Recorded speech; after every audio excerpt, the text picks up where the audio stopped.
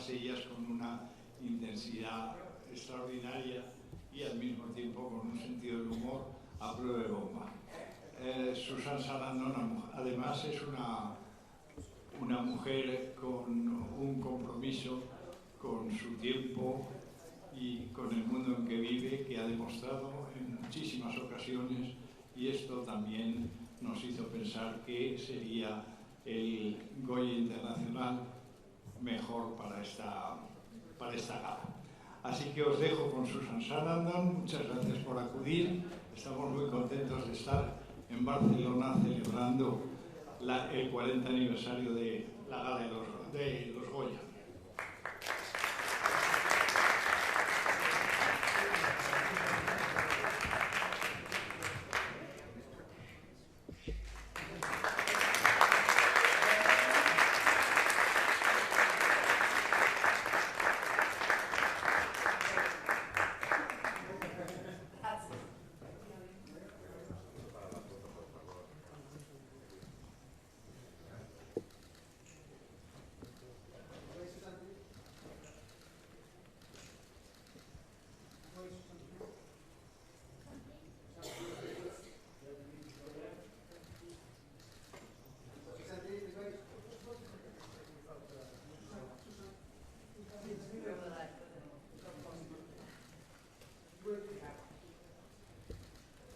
Compañeros, empezamos.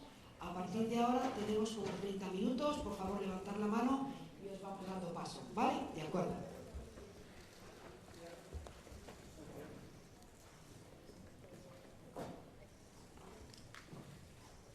Thank you very much, Susan. Congratulations. Here, please. Here. Sorry. Congratulations. We come from the Basque country. We are Basque TV. Our language is the Basque Euskera. I'm understanding you perfectly. Thank you. I know that you have been in the Basque country in San Sebastian Film Festival. And the question is, what do you think about Basque cinema? What do you think about the Basque country? Thank you very much. I can't say that I know a lot about Basque film. You know, I don't, honestly. I mean, I love the country there. What is going on now there? The last time I was there, there were women marching with the pictures of their men that were held in jails far away, and they were trying to get them to come closer. So what is going on now in the Basque country that I should know about? Can you tell me?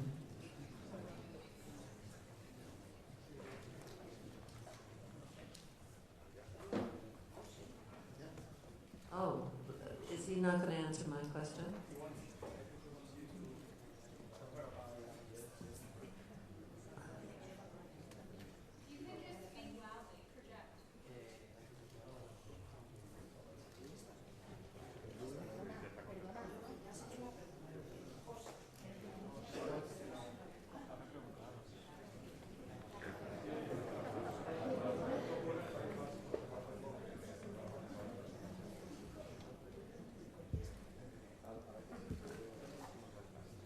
Well, so far this is going well.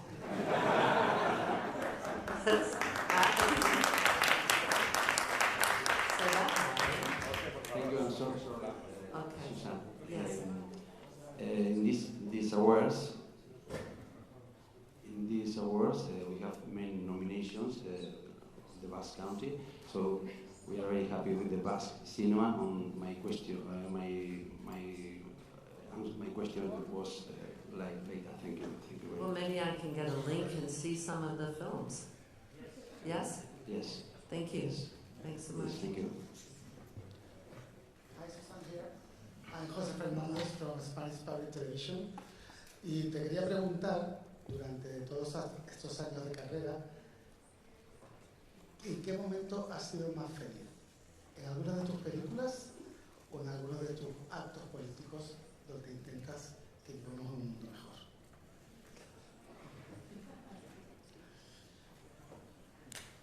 Wow, that's so funny. I don't have a choice about activism. I think that's just necessary, and when people don't have a voice, I feel it's my responsibility to give them, help them have a voice. But I can't say that it's the most fun times I've ever had. There's a lot of negative ramifications for being outspoken. But I'm always happy when I'm filming. I make it a point to have a good time when I'm filming because I love the community of filming. I love the crew. I love, being able to be in a different time, in a different place. So I am happiest with my family, but second comes in filming, for sure. And I think it would be really great to be filming with my family. I think that would be like a double dip, But activism moves me to be with dedicated people who want the same thing. But sometimes it can also be quite lonely. Hola, Javier Zurro, del diario.es. It's maybe a follow-up of that question. What do you think about this discussion nowadays about if artists should talk about politics or should be committed with politics? Because it's a discussion that we had in Berlinale and these weeks. Thank you very much. Thank you for asking that question, because I disagree with that whole group and what they said. I believe all films, all stories are political. They either reinforce the status quo or they challenge the status quo. And we call them political when they challenge the status quo. But every film tells you who to root for, what is funny, what it means to be a woman, what it means to be a man, and what your system of justice is. So there's a film called The Nutty Professor that, I don't know if you know that, with Eddie Murphy. And in that film, they get you to root for the girl to be with the fat guy. And it puts you in the perspective of what it means to be on the outside. And that's a very political film, but that's a comedy. So the Dead Man Walkings of the world, people say, are political because they're obviously about an issue. But I think they're all political, and that's why as an actor and a writer and a director, you have to be very careful what you're putting out into the world. Who is the enemy? Who is the enemy right now in all films? It shifts, right? And I think that they're all political. Hi, sorry. Maria Herrera, Quinotico. Thank you so much for being here. It's such an honor just speaking to you. You belong to a generation of actors who spoke openly about politics. And now somehow we feel that Hollywood is a bit silent about Trump's policies. So what do you think about the silence? I think it's very dangerous. I think that we should be able to speak our minds without being threatened to never work again. And that is happening. I don't know, Hollywood went through the, what was it called? The commission where you were called un-American and people killed themselves and were banished and couldn't work and writers couldn't work. So Hollywood has never been political. Hollywood cares if you get old, they care if you get fat, but if your movie makes money, they don't mind, You know what I'm saying? Hollywood I think it's a myth that Hollywood is left. I don't think that's true.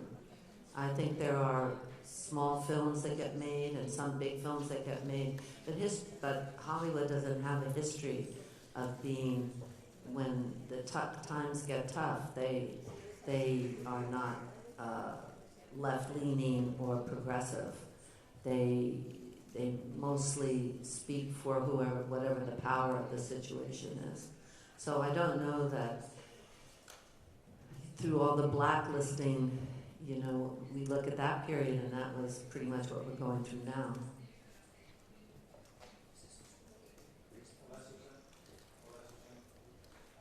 Hola, aquí. Hola, Susan.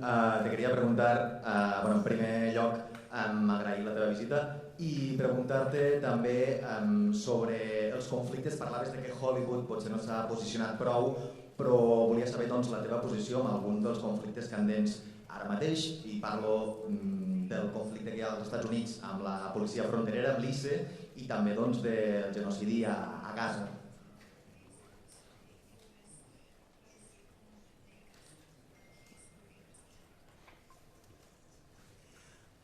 What did you want to know about that? Your opinion about the ICE, for example, or for the Gaza genocide? My opinion or Hollywood's opinion? No, your opinion. I know that Hollywood doesn't speak about this, but I want to know your opinion. I believe every nation has the right to self-determination. I'm very pro-Palestinian. I'm very much about, I'm an artist for peace and justice. I'm against killing children everywhere. ICE is very unconstitutional and doing all kinds of illegal things to mostly black and brown people. And what they're doing is illegal, and I'm very proud of the communities that have managed to find a way to fight against ICE. And I think that's what it's going to take, because no one at the top is going to save us from any of these things. But I personally feel very strongly that the annihilation of the Palestinian people is a horrible crime, and I'm very ashamed to be paying for that. Hi, Susan. Hola. Yo también soy de la televisión pública española. Hoy, cuando les he dicho en mi entorno que iba a estar contigo, con Susan Sarandon, todos mis amigos, todo mi entorno, pues estaba muerto de envidia. Y me sorprende una mujer que, como vemos, es muy comprometida, despierta aquí en España un cariño tan generalizado. ¿Qué sientes tú por recibir un premio como el Goya Internacional? Thank you. Thank you. Well, I'm very, very, very, very happy to be here. First of all, I love Barcelona. The museums, the food, the music, the industry, the actors. I just think Spain is doing an amazing job, and also, and I know this is going to make me cry, in a place where you feel repression and censorship, to see Spain and to see the president and what he says and what the support that he's giving about Gaza, and to have actors like Javier Bardem and come forward with such a strong voice is so important to us in the United States.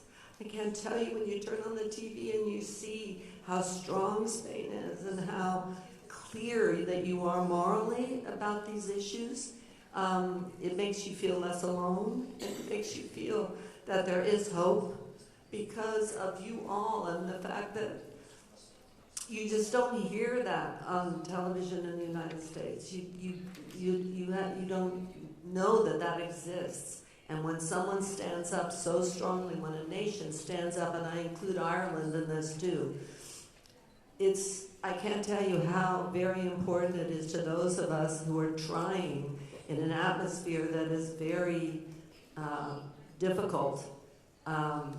When we see that kind of strength and moral clarity, how much it means to us. So I thank you.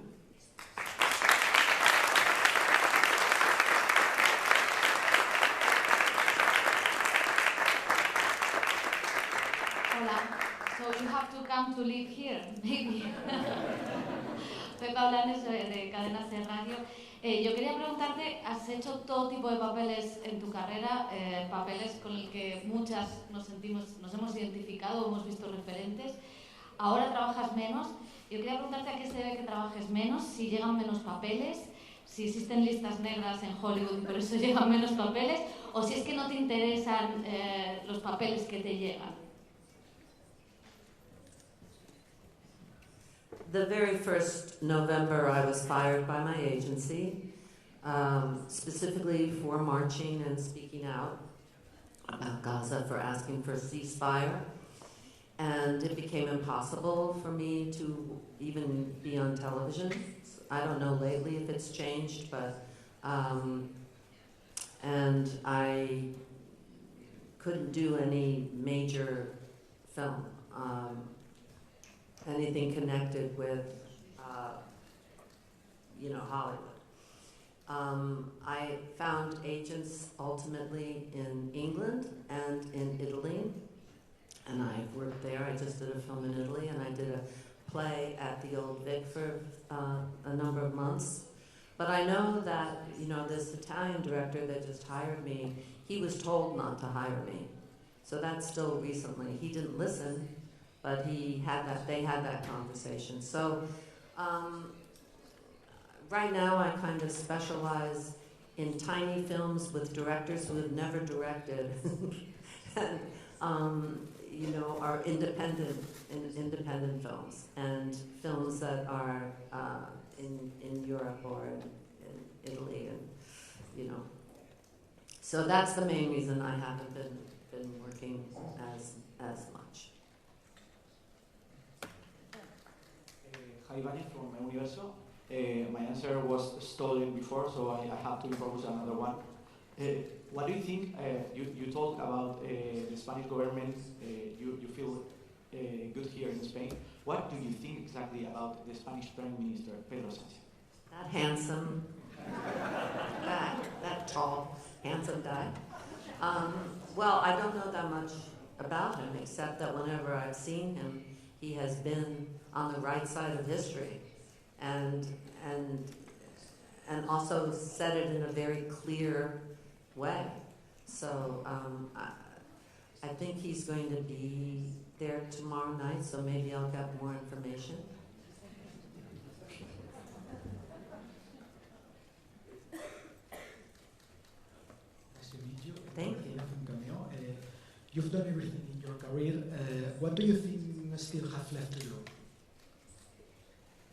Interesting. Direct porn. I don't know. I like working on films because I like the community, and so I don't mind doing little parts, big parts, happy parts, comedies, and I'm very content to keep doing that. There's still people that, directors I'd love to work with, and yeah. Does that answer your question? Yeah. Hello, this is Lara Malvesi from the Spanish News YRF. I have two quick questions.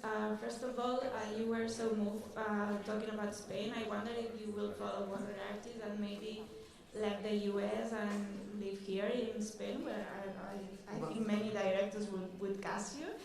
And a second one, a short one, I think you kept your Oscar in the bathroom. I wonder where you will put your Goya. Thank you so much.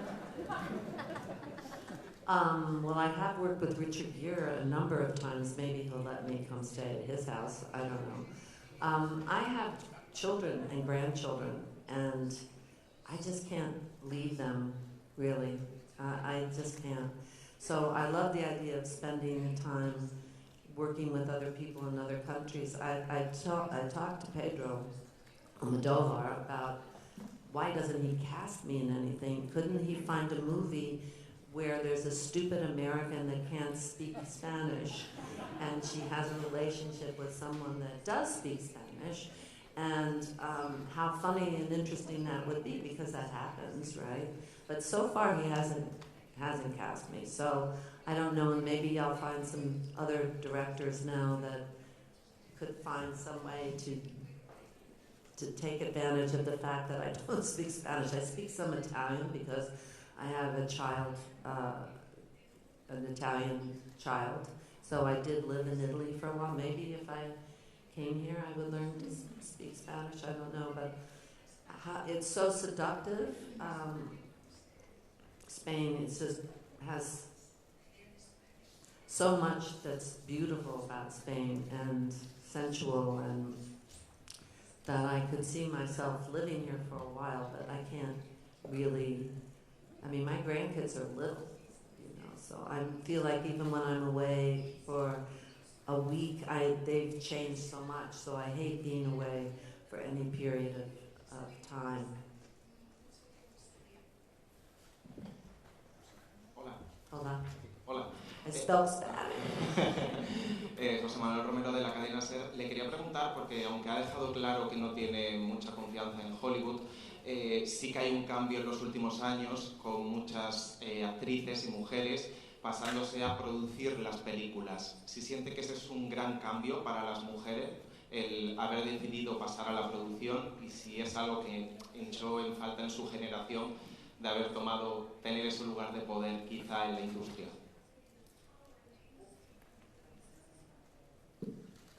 I did produce Stepmom and Dead Walking, and I'm producing a film that I'm going to do now. But I don't think Hollywood is changing. I think there are women that are in the position to get more films made, and hopefully they won't make the same mistakes that have been made before.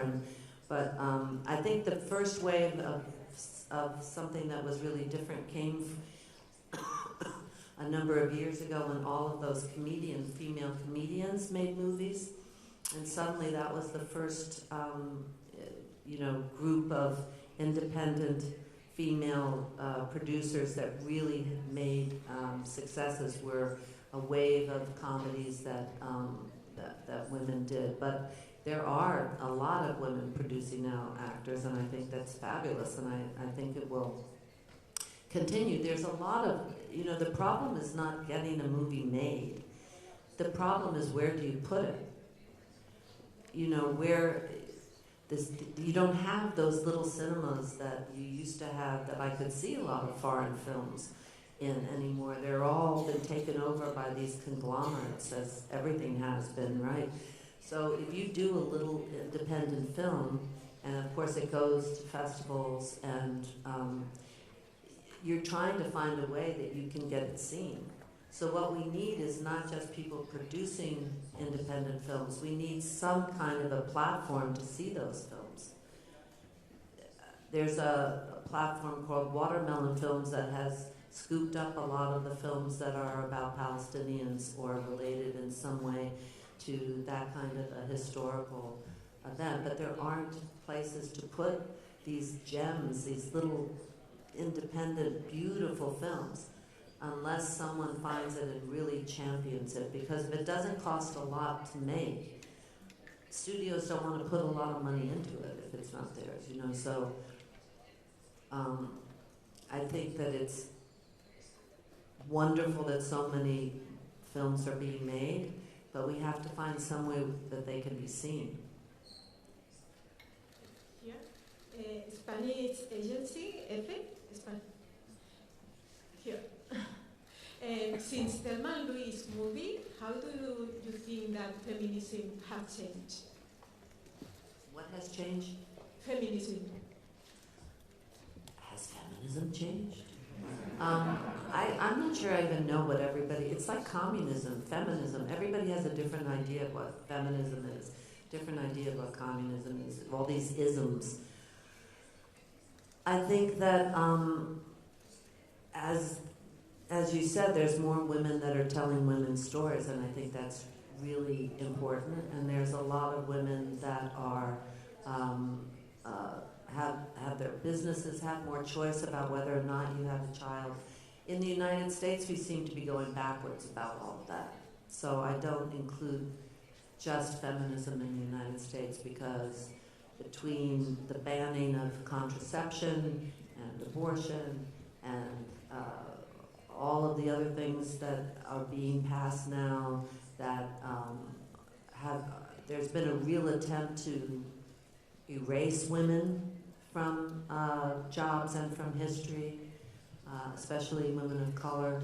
So I think in a way we're going backwards, but I don't know what feminism is doing. I mean, if feminism means women get the same amount of pay, women get the same choices, I think it's a little shaky at the moment. I don't know how you feel about it in Spain. Do you feel that that's happening here? In terms of feminism, do you think? No? Yeah.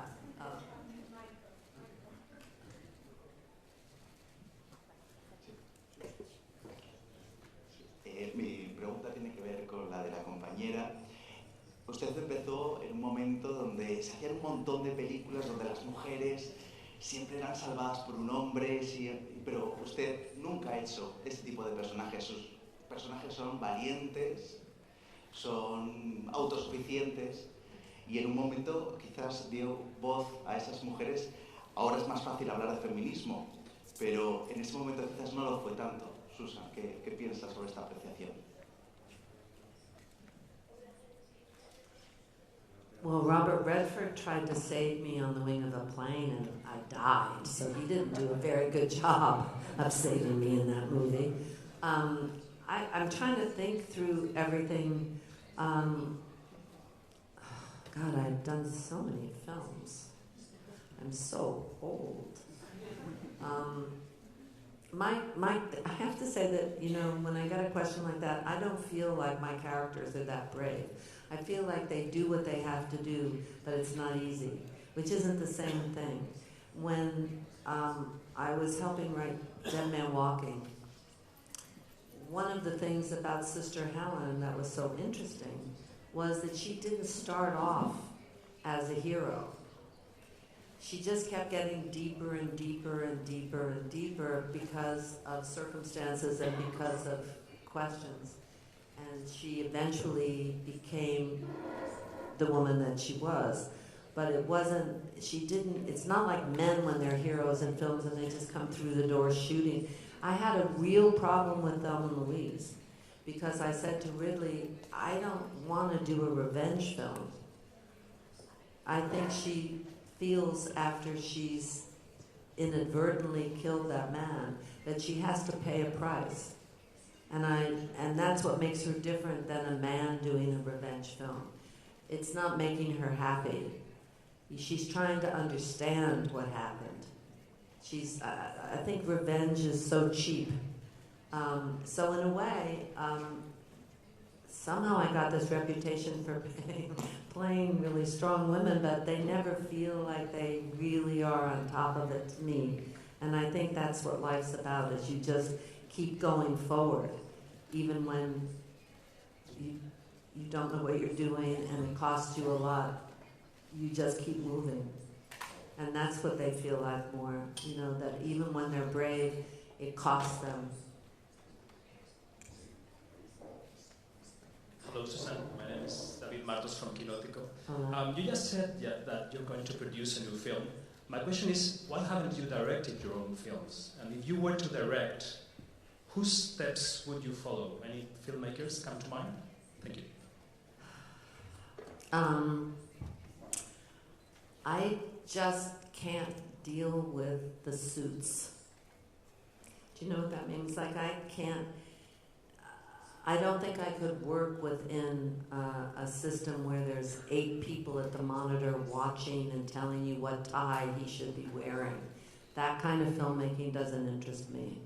But a small film, a very small, you know, with few people and with a very intimate crew, that does interest me. I guess for a while I didn't do theater, and I was very careful about when I worked because I was raising my children, and I was very hands-on. And I've lived with a few directors, and I know how much time it takes to direct a film. And not just the film, that's the easy part. Then afterwards, all the fighting about the poster and the distribution and where's the money, and that doesn't appeal to me at all. So I'm trying to stay happy in my life, you know, and I don't know if it's worth it to really take on those headaches. So the films that I've produced have been small. This one that I'm going to do in May is a friend of mine It will be his first movie that he's directed. It's with friends and like-minded people and very tiny. So I can make decisions about that, but I'm not interested really in... At the end of the day, around 7 o'clock, I don't really care where the truck is parked. You know, that's the kind of... You have to be so kind of obsessive about certain things that don't matter to me, you know, at all. I'm focused more on in what happens between the people, and you know, to do 35 trucks because the wind is blowing around, I'm just not that kind of person. So maybe I won't end up directing. That might be next time around, I don't know. Oh, well, hi Susan, Matthias here. Thank you for your time. I wanted to ask you, we'll talk a lot about politics today, but I wanted to ask you about the future for cinephiles and for cinephiles who care about politics. Yeah, bad administrations come and go, fascist regimes come and go, but what's next for us? What's next for American citizens? What's next for cinephiles who care about politics? Thank you. I don't know. I mean, what's next? I think that we're watching a lot of the systems fall apart. I think we're watching the young people who are not obedient to their parents' affiliations ask some really important questions about the environment. I mean, the world that they're going to be left with because of the greed and the violence and the short-mindedness of a lot of our leaders and the takeover by corporate everything, right? And I put my faith in them, and I put my faith in young filmmakers too, who are finding ways to tell. I don't think of myself as a filmmaker, I think of myself as a storyteller. And I think of this group as a group of storytellers, whether or not you're writing a book or a song or reporting in a newspaper, you're telling a story. And I think stories will always be there. Storytellers have always been on the outside, and somehow they always survive. And every culture had to have storytellers from the very beginning of time. So strangely enough, those of us who've always been on the outside and had no permanence, no guarantees, are ending up in better shape than the people that had jobs that they thought they could count on, because everything's falling apart. At least where I come from, everything's falling apart.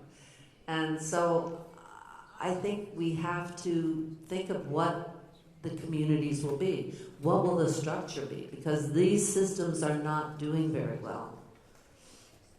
And I don't know what that answer is, except that it has something to do with community. So I believe in that. And I hope that as things fall apart and there are more spaces for new leaders, that those leaders are brave and principled and care about the right things. And what we have to do, I think, is spend a lot more time listening than talking, and hear each other. And because really everybody needs and wants the same things. As an actor, that's what happens. You have kind of an enforced, you have so many lives. So you find yourself feeling things that you never thought you were capable of. You find yourself having more compassion, less judgment, because you don't know what it's like to be in that situation. And what's so fabulous about films is that you get to learn in small doses about these bubbles that you don't know anything about, these times in history, what it means to be that kind of a worker, what it means to be trying to raise the kids here, you know, and it makes you so much more generous because you understand how we're all connected. And that's the one thing we can't lose, is that connectedness and storytelling, especially when you go into a dark theater and you can just be defenseless and watch a story about something you didn't know anything about, or a person that you thought you didn't like, or, you know, it affects you, and you leave that theater looking at the world a little bit differently, at least for a few hours. You know, I remember Wings of Desire. I remember leaving the theater after that and just being blown away. And everywhere I looked, I was seeing angels, and, you know. Or The Conformist. Bertolucci's Conformist was the first time I saw a film that did something so drastically different. I didn't even really know what it was about. And I saw it recently, and the way that it's filmed and that story is told is just so modern and so interesting. And this is, you know, I'm so proud to be part of this community, as everybody is who watches film and talks about film and writes, because that could make a big difference in how we look at each other and how we forgive each other and love each other. Última pregunta, por favor. Here, Ana Odiel from Onda Cero. Maybe it's a difficult question because you cannot take sides, but I wanted to know if you had the opportunity to watch some of the films that are nominated tomorrow, and I wanted to know if you have an opinion about some of them. And you're very dangerous. I know.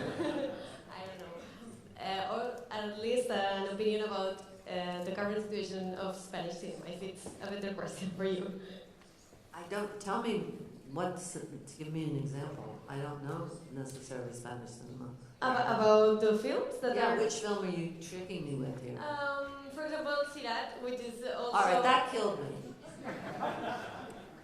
Spoiler alert if anyone hasn't seen it yet. When the kid goes over in the car, I was like, now anything can happen. And I stupidly told my son to see it. And he came in the house saying, why did you send me to this film? I'm never going to be able to sleep again. What was that about? Couldn't they have just danced for 2 hours? What's going on? So I thought that was, I mean, sometimes what happens to me when I'm watching a film is that I also feel bad for the actors, because I'm thinking, well, how are they dehydrating in the desert? You know, I start to think, oh my God, it's so cold, they must have been dying. So for that film, I mean, I thought it was amazing, and I think I'm sitting next to that director, they told me so, who's apparently quite tall. Yeah, so is my son, who said, why did you send me to that film? But I thought it was remarkable that they did it. I would love to know how, and I'm not quite sure what the point is, but if you're talking about cinema bringing you into a world that you don't know, he definitely accomplished that. And so it was very dramatic, very cinematic, but you know, it was, someone said it was disturbing. It's much more than disturbing. I mean, it's scarring, I think, that film. Yeah. Muchísimas gracias. Voy a pedir a Susan.